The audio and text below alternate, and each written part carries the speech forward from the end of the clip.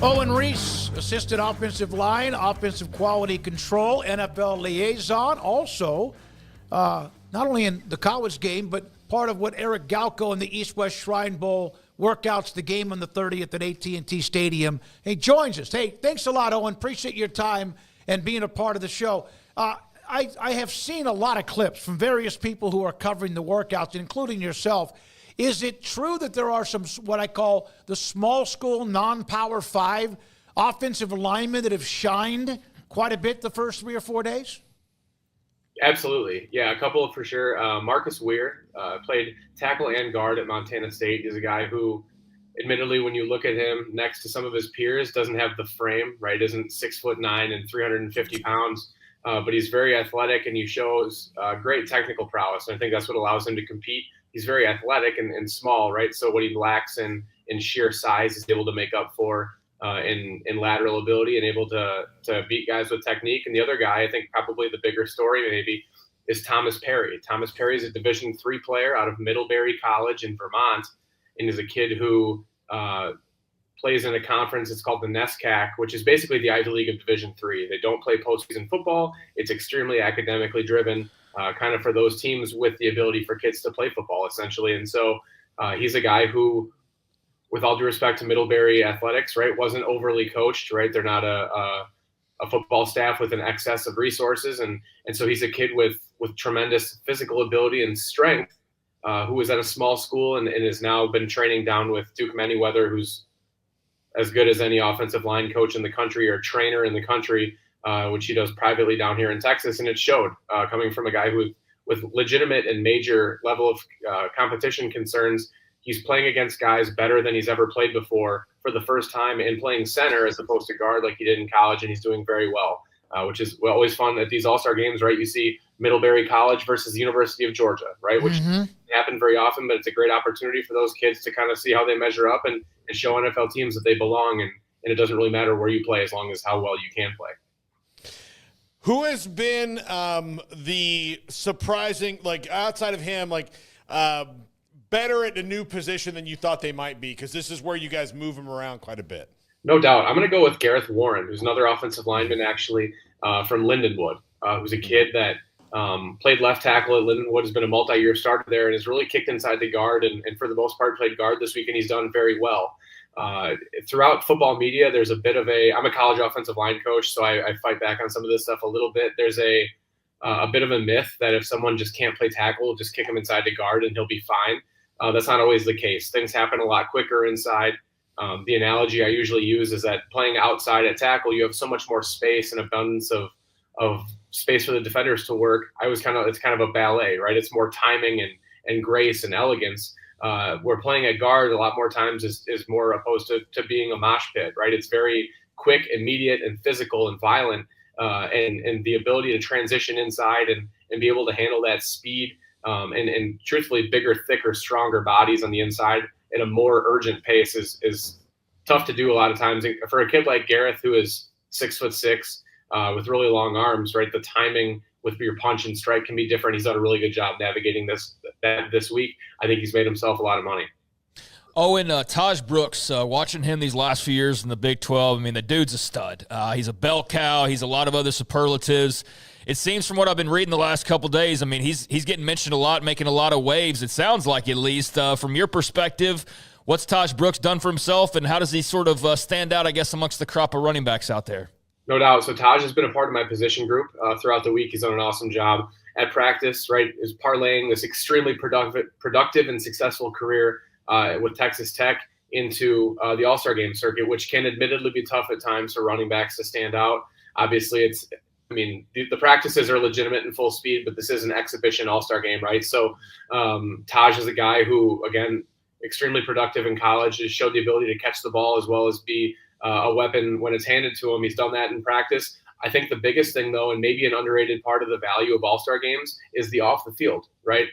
He's had the opportunity to meet with all 32 NFL teams throughout this week, and his demeanor and professionalism, handling himself, showing the preparedness for interviews and being prompt and ready for things. I think that's just as much of an endorsement for him as well this week. Obviously, he's succeeded on the field, right? But there's a lot more to being a professional football player than being very talented at the game itself. And I think that's something that Tahj has done a great job of exhibiting this week, and he's done a really good job. Impressed me a lot. What do you he's a hell of a player. Cobee Bryant, defensive back at KU. I've seen his name flare up in all the good ways, too. There's so many players we could ask you about, but we cover a lot of the Big 12 and probably deeper than anybody else. But what type of player and what do you see from him and about where he might go? Yeah, so Cobee's a kid who I've seen a little bit on Twitter and at practice, kind of called a trash talk All-American. And Cobee's a kid who is extremely competitive and feisty. He weighed in this week at 171 pounds. And while that's pretty near the bottom of our list as far as some of the guys that are here, talking to some scouts, it's the heaviest he's ever been, right? He was 149 pounds getting to Kansas, right? So he's struggled to put on weight, but it's not something like he's not negligent about it. It's just something, his metabolism's fast and it's hard for him to do.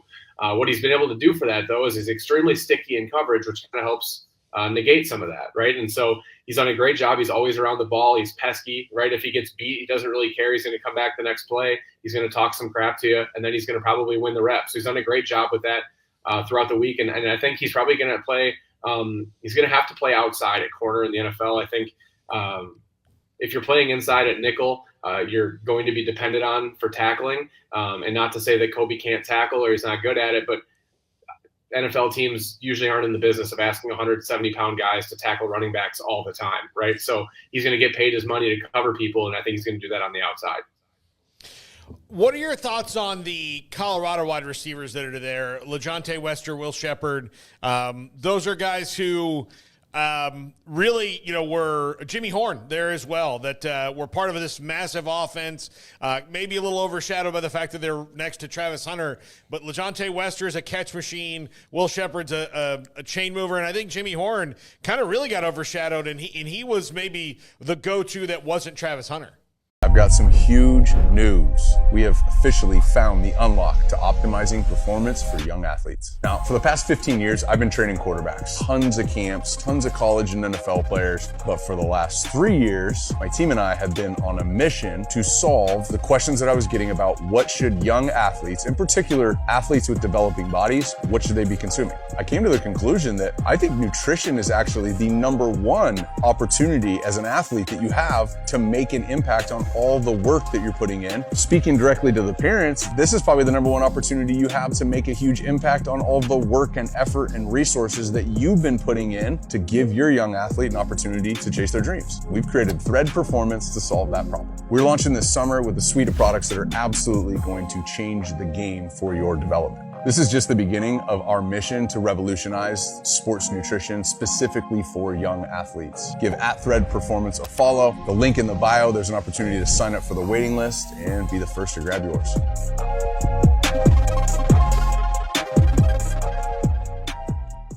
No doubt. Yeah, they've all done a great job this week. You see Leonte is a bit slight. I think he was 177 pounds, I believe, at the weigh-ins, right? But he's so silky smooth with his movements. He's not overly twitchy. He's not just going to blaze past you, but he's done a great job showing the ability to separate within the route in consistent hands once he gets there. You can just, with his lateral abilities and his ability to manipulate defenders and play with leverage, he does a really nice job with that. Will Sheppard is a kid who we actually invited to the game last year when he was at Vanderbilt and ended up going back to school. Like you said, just a chain mover, steady Eddie in the best way possible, hyper consistent. He's done a good job this week. And then you're right. I think Jimmy Horn can be the wild card of this group. Probably the fastest and most athletically gifted out of the group. Again, you have 4 guys going to the NFL as receivers. You can't feed them all as a primary guy, right? And while Jimmy may have kind of got the short straw with that at Colorado, he hasn't let that stop him here. He's done a great job. Came in as well as at the weigh-in as well. He's rocked up. He's put together. So he's not the biggest guy, but he's very muscular and you can tell he spends a lot of time in the weight room. And he's had a great week of practice as well. Does Shedeur just kind of I guess is the conversation the most important piece for him during this time? Obviously not working out, kind of making decisions along the way. But how much good, Owen, can still be done even if you're not necessarily actively participating, if you will? I think quite a bit, and that's where our game's a bit different. There are other games that are a bit more outspoken about it. But what we do is we provide, right, Shedeur's here. He has the opportunity to meet with NFL teams. He met with, again, he's another member of my group for the position for the week. He met with the Titans, met with the Giants, the Browns, and Jets pretty extensively, as well as the Vikings and some other teams, right? He didn't turn anybody down. He didn't say that I'm not going to talk to anybody, right? He showed up and he conducted himself like a professional. I think that's the big part.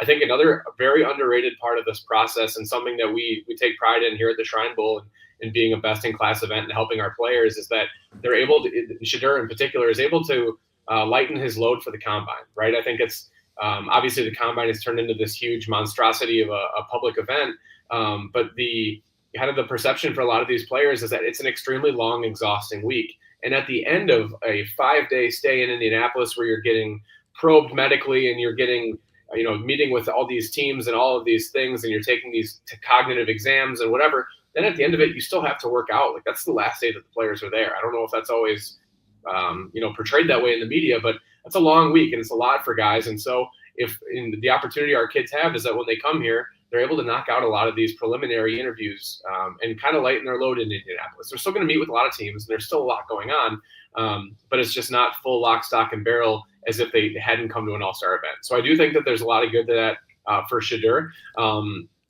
as well as, again, just allowing himself to be around NFL teams, right? The scouts come through the schools throughout the year, but they don't directly talk to the players, right? And that's the huge value for the teams of an all-star event, is that you get to come and obviously the players compete right on the field and you get measurements and all that stuff, but it's the chance to actually physically sit down and talk to a kid, right? And kind of get a gauge for their personality and how competitive they are and their passion for the game and all that stuff. And that's something where Shedeur obviously is expected to and should be drafted very high in this draft class. And he had an excellent opportunity to meet plentifully with a lot of the teams up the top of the draft that need a quarterback. And I think that's priceless, invaluable, to be honest, for him to come here and show these teams, right, and meet with them. And I don't care what perception you have of me or what you've seen on TV or what you think I am through the media. Here I am right now in front of your face, and you're going to get it.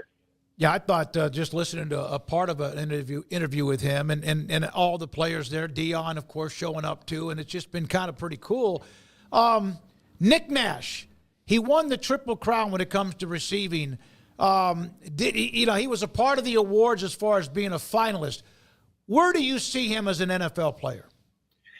Nick is a guy, who's tremendously productive this past season at San Jose State. He's a guy, I think that, and he's done a good job as well here, really kind of showing what he can do. I'm not going to sit here and tell you that Nick Nash is the most athletic and talented player in this class. I don't think anyone's going to confuse him for that, right? But you see the savvy within in and out of routes, being able to generate separation and kind of cultivate these ways for him to be quarterback friendly. And I think that's the big thing that you've seen. Another criticism of him for this past year, he had this one extremely productive year, like you said, led the country in all this major statistical categories. Can he do it consistently against better competition? Right. And that's where an event like this, where you think like someone like Nick Nash, what does he really have to gain from an all-star event? Right. He's a fifth-year senior. He just won the Biletnikoff Award, right? Like, it's not like, or he was a finalist for it, and had this tremendously productive season. Like, what does he have to prove? Well, you have to prove that you can do that all the time, right? And it's no knock against him that it only happened his senior year, but this is the opportunity for him to show that. And I think Nick's going to make a team really happy on day 3. I think he's going to be competitive. He's going to fight for the ability to play on special teams and cling there. I think he's a guy that's going to be tremendously consistent and valuable to a team in those later rounds. That a lot of times when teams are picking that late, they're kind of picking these height, weight, speed, boom or bust type guys. I think Nick's the complete antithesis of that. He's going to come in late. You're going to know exactly what he's going to be asked to do, and you're going to know exactly what he's capable of doing. And if teams are going to optimize him and ask him to do what he's good at, I think he's going to stick for a long time. By the way, Owen Riese is with us. He's there at the East-West Shrine Bowl. He's also, I mentioned all that stuff he does in college at Wisconsin, Platteville, a part of that staff, and director of college scouting, too, for the Shrine Bowl and also Optimum Scouting. Paul? What is your feeling about the deeper positions that you guys have seen? What's in this draft? We know it's not a great year for quarterbacks. It's a great year for running backs. Is there one that people might be sleeping on? Yeah, I think tight end. I think the tight end position has gotten a lot of hate throughout the season. I think because there weren't the initial marquee, right? There's Colston Loveland from Michigan. You have Mason Taylor from LSU and Tyler Warren, obviously, from Penn State. But outside of that, I think initially the draft media or football media was initially a bit down on this class. And there's some guys like Eli Stowers from Vanderbilt who went back to school, which with the very fluid and constantly changing state of the NCAA these days, it's tough to keep track. But guys like Aronde Gadsden's been here, Carter Runyon, Jalen Conyers from Texas Tech. A lot of guys that are being slept on, or not being sold to the media as these guys that no, like these are very talented guys. Aronde Gadsden's dad played in the NFL. He played for the Dolphins for a long time. Aronde showed up to Syracuse at 190 pounds. He weighed in here at 247 pounds. Right, he went there as a receiver, transitioned to tight end halfway through his college career, and now you have, in the current day NFL, right, someone like an Evan Ingram, right, a kind of a wide receiver masquerading as a tight end, but someone that can function at that spot and do just enough to get you by with that. Someone like Jalen Conyers, who started his career at Arizona State, with Jaden Daniels, you go back far enough. The amount of talent that was in Tempe at that time was pretty staggering.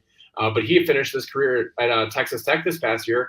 Honestly, he's as effective with the ball in his hands after the catch as half or more of the receiver class, right? An extremely dynamic player with the ball in his hands after the catch. And I think someone like Carter Runyon, another guy who's coming from Towson, who's a smaller school guy, participated at the Hula Bowl a week ago and did well and impressed. And now he's here, and you got a kid who's 6'6" and 245 pounds and really more of that kind of the power forward type athlete, that big go up and throw it high and he's going to go get it type of kid at tight end. I think there's a lot of talent at the position, and it's kind of maybe they weren't immediately evident at the beginning of the season, and the media at that point kind of poo-pooed the class and I don't know, it's not really that good.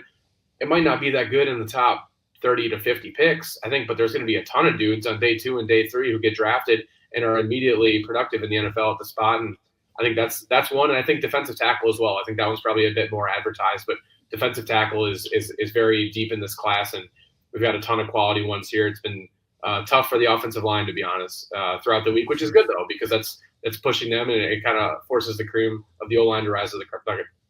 A name I have to ask you about before we let you go, Owen, is Ja'Cory Krosky-Merritt from Arizona, because he didn't get to play basically this past year because of the eligibility issues there in Tucson. So I'd have to imagine he's as hungry as anybody to be out there playing football right now and to kind of put something out there. Anything notable from him, especially given the unique background of having been out basically all of last season? Yeah, Ja'Cory's been awesome. And like you said, he played in one game. I think he had 13 for 130 yards and a touchdown the first game of the year, and then he learned from the NCAA that I guess he was ineligible.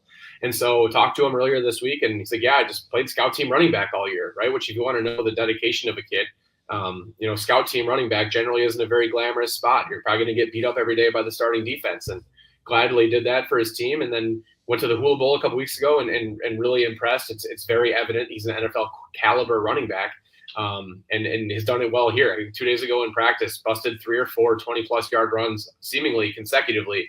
And so he's done a great job maximizing his opportunities in this process. And again, showing his willingness and love for the game to stay ready and be ready, right? He's played in one football game in the last 24 months. He showed up ready to roll and has done really well. So I think he's done really well for himself this week as well. Owen, what kind of birthday cake have you gotten today? I knew there was some catch here. No, it's good. Truthfully, we're kind of in the downside of the week. Obviously, the beginning of the week is extremely hectic. So today's been a little bit slower, which is nice. I try to keep people from knowing it's my birthday. That's really not my thing. It's been good. So, yeah, great way to wrap up the week. Excited for Media Day tomorrow. I think that's honestly my favorite part of the week. Seeing the guys interact with the players from the Shriners, or the kids from the Shriners Children's Hospital, and kind of getting to see the players let their guards down a little bit. They don't have to be big, tough football players. They get to do that. So haven't had any birthday cake. I appreciate that, but it's been good. And as long as the event finishes strong here and all of our guys get drafted in April, it'd be a good birthday for me. I didn't know that, and none of the guys in the media that are helping with the East-West Shrine Bowl, Eric or anyone else, Jonathan or Rob, said anything. Craig just happened to type it up on his screen and showed it to me. I didn't know that. So we do want to say happy birthday. So good for you.